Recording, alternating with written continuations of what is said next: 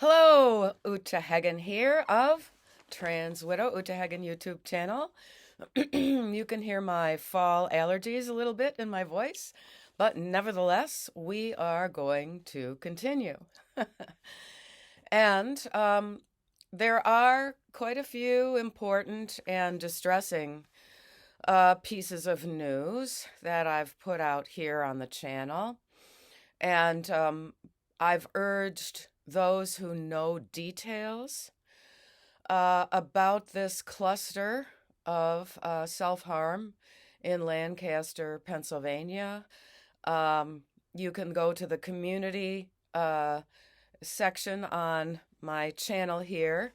I'm not going to talk too much at length. I kind of confirmed who was a natal male and who was a natal female in this cluster of self-harm in Pennsylvania, going back to was 4 deaths from I think 2022 to 2024. And I just want to know, did they all go to the same church? Was there the same recruiting teacher in high school? Something like this. It just isn't looking normal to me. And it really proves, in a way, not that someone who feels they have to stay in their biological sex is going to self-harm. It proves more that the cult itself is the damage. And we don't know if these young people, ranging in age from 15 to 22, I think, we don't know if they were taking any wrong sex hormones. We know that they were certainly cross-dressing and doing social transitioning. But there's also the issue of this terrible drug, finasteride, and which is given to females on testosterone to keep them from having male pattern hair loss, and it's given to males to prevent male pattern hair loss so that they can grow out their hair and not wear a wig or something. But finasteride has its own foundation called the Finasteride Foundation, and many deaths, over a dozen deaths, have been directly related to this drug. And I don't see any warnings on the websites. Now, before I get into the actual topic here, I also want to mention that in the future, I will do a historical analysis of two psychiatrists, Paul McHugh, MC, capital Hugh, and Jon Meyer, JonMeyer. I think you can find the best information on them as a diatribe against them on websites called things like Transgender Map or something like that. Because the movement, the cross-sex ideation movement, wants to utterly defame these two psychiatrists who way back in the 1980s were sounding the alarm bell. They checked with 50 post-op men, mostly, who think they're women, and found that they weren't really enough happier to undertake the risk of all of those surgeries. And so they closed down the gender clinic that was at Johns Hopkins, and I don't think it reopened until something like 2000 or 2001. This is really important information to bring out.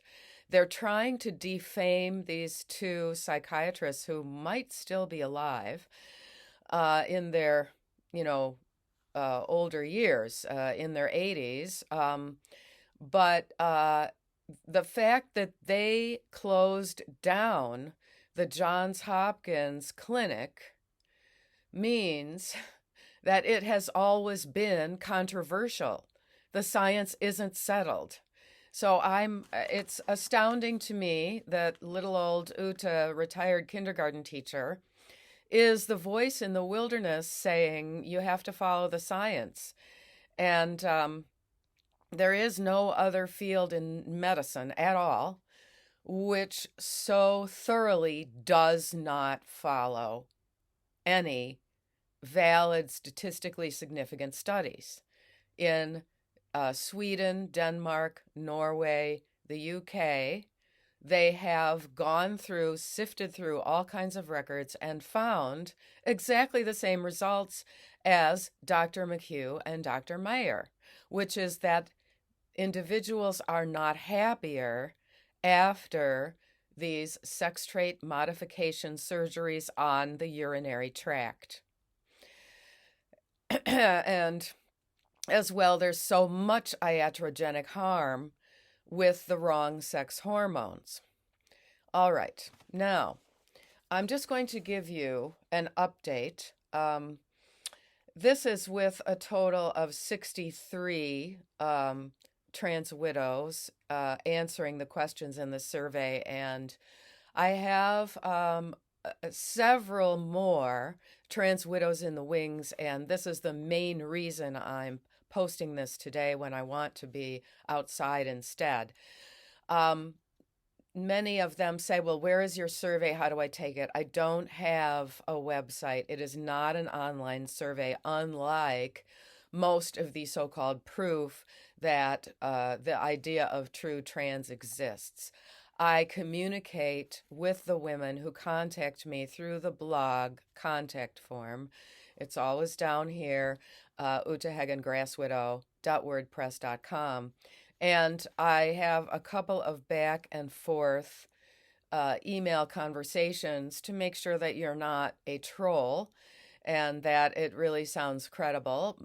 It would really be something for someone to pretend to be a woman who's gone through all of this. So I don't have much of that. I just have the trolls telling me how I should hurt myself. Okay, so this is the Trans Widow survey as of fall of 2024. First question: was his cross-dressing a revelation or your discovery? What's important about question number one is whether or not it was this revelation after months or years of betrayal and deceit, and a therapist has been colluding with him. And then the same can be true of whether it's a revelation. But I'm really trying to get at information regarding the corruption of the mental health practitioners in this so-called gender field. And so as of now, 31 revelation, 23 discovery, and there are a few unknown. That's why it doesn't add up to 63. Number two, did he tell you it's under control and not frequent, and then it escalated out of control? And the reason I put that in is because the therapists, again, collude to betray the wife and practice deceit. And in my case, Nettie's therapist, Ruth McCullough, operating under the supervision of Dr. Christine Connie Wheeler, she presented to me that it could be that I could determine how often he was going to go out and cross-dress, how much of this was going to be a part of our lives in the service of so-called keeping your family together. I don't think they do this so much anymore, but they were doing that back in the 1990s so that they would not be blamed, and rightfully blamed, as homewreckers. So 32. Now there are those, a number of them, who said, I left immediately, so I don't know how it progressed. I live on a different continent now. So my guess is that if we took that cohort out that just left and didn't follow up, that it would be, probably 3/4 or something like that, where He said it was under control and it escalated out of control. It often escalates out of control when the wife is pregnant or she's just had a baby and is nursing the baby. 3, did he select a therapist? Did that therapist or he claim the marriage is now a lesbian relationship? That is 16 of us. And again, many just left. So they didn't, many trans widows just up and left if they had the means to do so. And they are, unaware of if he's saying this was a lesbian marriage. 4, did he put money in a secret account and spend it on wardrobe, makeup, electrolysis, shoes, etc.? And 25 of us, that happened. And that's, kind of close to half. And then again, many women just left and they don't really know whether he put money in a secret account. And what this attests to is my honesty and the honesty of these women responding to my questions. 5, did he wear your clothing or makeup? Yes, 27. That's about half. In some cases, she says, oh, well, I'm much smaller than him and he couldn't have done that. But then that's why I put in makeup in that question because, makeup doesn't have a size. And number 6, did he suggest or coerce or cajole you into so-called sex role play where you're pretending to be the man and he's pretending to be the woman that you are pretending to somehow sexually assault? These scenarios are basically from really odious pornography, mostly. And 23, yes, he did suggest, coerce, or cajole the wife into this sex role play. 7, did a therapist suggest, cajole, coerce, as in question number 6? 7. And partially that's because many of the women, the reason for the low number is many of the women didn't participate with any therapy that he was going to because she figured they're all kooks. And why should I spend my time and money talking to them? So, but in 7, I was one of the 7 where a therapist suggested this. In fact, Ruth McCullough suggested it, and Nettie really never talked about that to me. I mean, he knew that I would just reject it, and he was revealing, something in his thinking that would be really disturbing to me. He knew that. 8, did he defame or vilify you in affidavits submitted to court or on social media? And 29, so that's about half. And again, because some of these women were able to get several oceans away, then some don't know. Then number 9, did he claim to any therapist or a group of friends or the police that you abused him verbally or physically? Yes, 15. That's about a fourth, including me. He said that I physically attacked him twice. In fact, he said that I forcibly ejected him from the apartment in June of 1995. And the fact is, I wasn't even in the state. I was in Wisconsin. I wasn't even in Brooklyn. So this just is the proof that these men are lying narcissists. 10, did he attack you physically? We have 19. 4 were the guy attempted strangulation, and in all 4 of those cases, she thought he was going to kill her. And in one case, actually, there is a wife who was strangled to death, Jennifer Anderson, whose husband, now Keir, his name is Keir Anderson, is now serving 25 to life in the women's side in a California prison. Thank you, Kamala Harris. 11, did he force unwanted sex with you? This means, rough sex or rape. Okay, 25. That's a pretty big number. Almost half of 63. There was one case. Okay, there was several cases of rape, of pretty blatant. And one case was reported, and the London Met Police said, we don't have enough evidence, even though they took DNA evidence and had witness statements. 12, did you live below the poverty line? 25 of us, yes. And in many cases, the woman ended up staying longer because she just didn't have the wherewithal to leave. And as you know from the documentary Behind the Looking Glass at Lime Soda Films YouTube channel, these men can be violent to their wives also. And they kind of perform often with daughters when the daughters get into the teen years. There's all sorts of stories of dressing up the same as the daughter and going out, or wearing the daughter's underwear and then putting it back into her drawer, and it smells like him and she knows that. And that is that's really a type of ritual manipulation and coercive control. Okay, and Dr. Blanchard, yeah, really, you need to know this. 13, did any members of the clergy suggest that you have to give in to his request to keep your family marriage together? And not just his requests about, sex role play in bed, but his request that you tolerate all of this cross-dressing and stuff like that.